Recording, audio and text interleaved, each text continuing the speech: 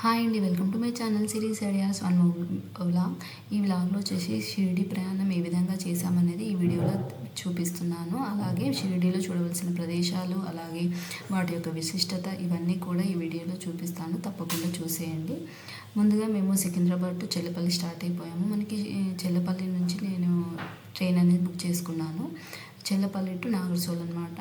మాకు అనుకోకుండా సడన్గా బుక్ చేసుకున్నాం కాబట్టి షిరిడి దాకా మనకు టికెట్స్ అనేవి అందుబాటులో లేవు కాబట్టి మేము నాగర్సోల్ వరకు బుక్ చేసుకున్నాము. ఇక అక్కడ నుంచి మేము స్టార్ట్ అయిపోయాము నాగర్సోల్కి. మనకి చెల్లపల్లిలో 6:30 ఆ టైంలో ట్రైన్స్ అనేవి స్టార్ట్ అవుతాయి. అక్కడ నుంచి మనం నాగర్సోల్ వెళ్ళేసరికి దాదాపు 8:30 మార్నింగ్ అవుతుంది. మేము చేరుకునేసరికి 9 అయిపోయింది. ఇక అక్కడ నుంచి నాగర్సోల్ టు షిరిడి వెళ్ళడానికి దాదాపు 1.5 అవర్ జర్నీ అనేది పడుతుందన్నమాట. ఇక అక్కడ నుంచి మనకి ఇక్కడ వ్యాన్స్, అలాగే బస్సెస్ ఇవన్నీ కూడా అవైలబుల్గా ఉంటాయి. బస్సెస్ ఎప్పుడో ఒకసారి వస్తూ ఉంటాయి, వ్యాన్స్ మాత్రం ఎప్పటికీ అవైలబుల్గా ఉంటాయి. ఇక అక్కడ నుంచి నాగర్సోల్కి షిరిడికి వెళ్ళామన్నమాట. షిరిడికి వెళ్ళడానికి దాదాపు 10-10:30 ఆ టైం వరకు మేము షిరిడిలో ఉన్నాము. మేము ఆల్రెడీ ఆన్లైన్లోనే బుకింగ్ చేసుకున్నాం కాబట్టి మేము డైరెక్ట్ భక్త నివాస్కి వెళ్ళిపోయాము. మనము ఆన్లైన్ బుకింగ్ చేసుకోవడానికి ఒక 3-4 ఆన్లైన్ వెబ్సైట్స్ అనేవి ఉన్నాయన్నమాట. ద్వారావతి సాయి ఆశ్రమం భక్త నివాస్, అలాగే సాయిబాబా భక్త నివాస్ అనేవి 3-4 అలా ఉన్నాయి. మేము మాత్రం సాయి భక్తి నివాస్లోనే ఎక్కువగా స్టే అనేది చేస్తాం అనమాట, వెళ్ళిన ప్రతిసారి కూడా. మనకి ఎందుకంటే అక్కడ నుంచి మనం సాయిబాబా టెంపుల్ అనేది చాలా దగ్గరలో ఉంటుంది, అలాగే మనకి కంఫర్ట్గా ఉంటుంది అనేసి మేము అక్కడ నుంచి ఎప్పుడు వెళ్ళినా కూడా అక్కడ నుంచి బుక్ అనేది చేసేసుకుంటాము. ఇక అక్కడ మేము చేరుకోవడానికి 10:30 అనేది అయింది కదా. ఇదే శ్రీ సాయిబాబా భక్త నివాస్ అనమాట. ఇక అక్కడ నుంచి మేము లోపలికి వెళ్ళిపోయాము. ముందుగా మనము ఏవైతే మనం ఆన్లైన్ బుకింగ్ చేసుకున్నాం కదా, అవి జిరాక్స్ అనేది వాళ్ళకి చూపిస్తే, ఆధార్ కార్డు అవన్నీ చూపిస్తే మనకి కీస్ అనేది ఇస్తారు. ఆ తర్వాత బాబా గారి దర్శనం చేసుకున్నాము. ఇక అక్కడ నుంచి లోపలికి వెళ్ళిపోయామన్నమాట. ఇక్కడ లోపల చూస్తే ఈ విధంగా ఉంటుంది. మేము తీసుకున్న రూమ్ నుంచి వ్యూ అనేది ఈ విధంగా ఉంటుంది, మొత్తం ఒకటే విధంగా ఉంటుంది. అలాగే పిల్లలు ఆడుకోవడానికి కూడా ఇక్కడ ప్లే ఏరియా అనేది కూడా ఉందన్నమాట. ఇక అక్కడ నుంచి మేము ఇక్కడ రెడీ అయిపోయి టెంపుల్కి అనేది వెళ్ళిపోయాము దర్శనం కోసము.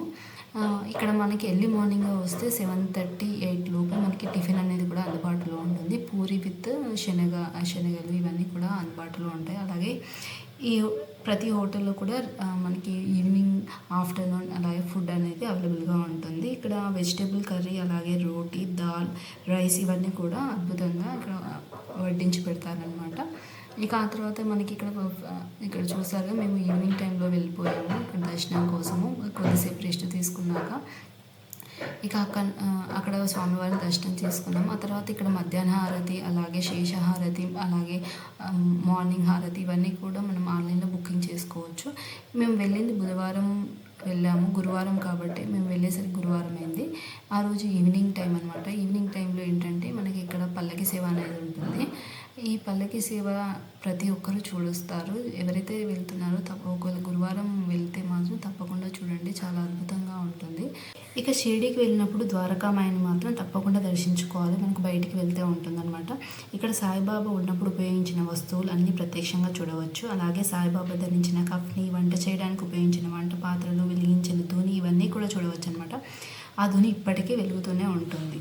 ధునిలో విభూతిని బాబా భక్తులకు ప్రసాదంగా అందించేవారు. దీనివల్ల ఏంటంటే బాధలు, రోగాలు మాయమయ్యేవి. సాయిబాబా చివరి రోజుల్లో విశ్రాంతి తీసుకున్న మంచం మరియు స్నానం చేయుటకు ఉపయోగించిన బండ ఇవన్నీ కూడా చావడిలో ఉంటాయన్నమాట. చావడిని మనం దర్శించుకోవాలి. ద్వారకామాయి, చావడి ఇవన్నీ కూడా ఉంటుంది. అలాగే షిరిడిలో పురాతన కాలం నాటి ఆంజనేయ స్వామి దేవాలయం అని కూడా ఉంటుందన్నమాట. అలాగే లక్ష్మీ నరసింహస్వామి దేవాలయం తప్పకుండా సందర్శించాలి. అలాగే ఖండోపా దేవాలయం అనేది కూడా ఉంటుంది. మనకి భక్త నివాస్ నుంచి టెంపుల్కి వచ్చే మిడిల్లో ఖండోపా దేవాలయం అనేది కూడా ఉంటుందన్నమాట. ఇక ఆ తర్వాత షిరిడీలో హారతిని మిస్ మాత్రం అవ్వద్దు. ఇదే హారతి అనమాట. మధ్యాహ్న హారతి, శేషహారతి ఇవన్నీ కూడా ఉంటాయని చెప్పాను కదా, అవి ముందుగానే ఆన్లైన్లో బుకింగ్ చేసుకోవాలి. ఇక్కడ పల్లకి సేవ అనేది జరుగుతుంది కదా, ఇలా జరుగుతుందన్నమాట. ప్రతి గురువారం ఇలా పల్లకి సేవ అనేది చేస్తారు. ఇక అక్కడున్న ప్రదేశాల గురించి ఒక్కొక్కటి మనం తెలుసుకుందాం. ఇక అక్కడ మొదటిది చావడి. ద్వారకామాయి మసీదుకు దగ్గరలో ఉంటుంది. ఇదొక చిన్న ఇల్లు. బాబా రోజు విడిచి రోజు ఇక్కడ నివసించేవారంట. ద్వారకామాయి నుంచి చావడికి బాబాను ఊరేగింపుగా తీసుకెళ్లే ఆచారం ఇప్పటికీ ప్రతి గురువారం నిర్వహిస్తారు. ఈ చిన్న ఇంట్లో బాబా వాడిన చెక్క మంచము, తెల్ల కుర్చీలు ఆకర్షణలు. ఇక ఆ తర్వాత గురుస్థాన్. గురుస్థాన్ అనేది ఒక వేప చెట్టు ప్రదేశం. బాబాను మొదటిసారి చూడటం జరిగింది ఇక్కడే. ఇక్కడ అగరబత్తులను వెలిగిస్తే అన్ని రకాల రుగ్మతల నుంచి విముక్తి అవుతామని భక్తుల విశ్వాసం. ఈ ప్రదేశాన్ని ఉదయం 5 గంటల నుంచి రాత్రి 10 గంటల వరకు సందర్శించవచ్చు. ఇక ఆ తర్వాత ఖండోపా దేవాలయం. షిరిడీలోని అహ్మద్నగర్ కోపేర్గాన్ రోడ్ మార్గంలో ఉన్న పురాతన దేవాలయం ఖండోపా. ఇదొక శివాలయం మరియు ఈ గుడి పూజారి బాబాను ఓం సాయి అని పిలిచేవారట.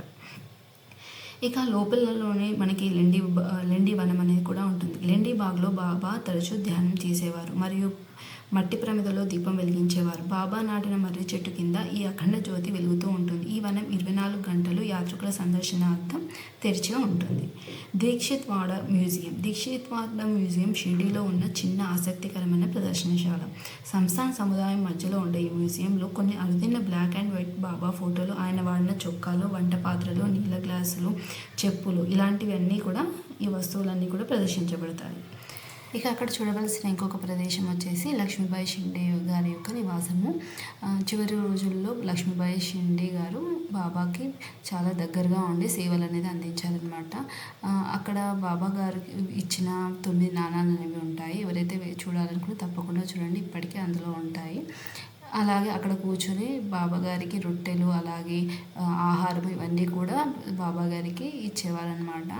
ఇక అక్కడ నుంచి మేము శుక్రవారం మధ్యాహ్న హారతి చేసుకున్నాక శనివారం ఎర్లీ మార్నింగ్ శనిసింగనాపూర్కి అనేది స్టార్ట్ అయిపోయాము. శనిసింగనాపూర్కి వెళ్ళడానికి దాదాపు మనకి 1.5 hours 2 hours జర్నీ అనేది పడుతుంది. అక్కడ వ్యాన్స్ వచ్చేసి ఈచ్ పర్సన్ వచ్చేసి 200 రూపీస్ పేమెంట్ అనేది తీసుకుంటారు.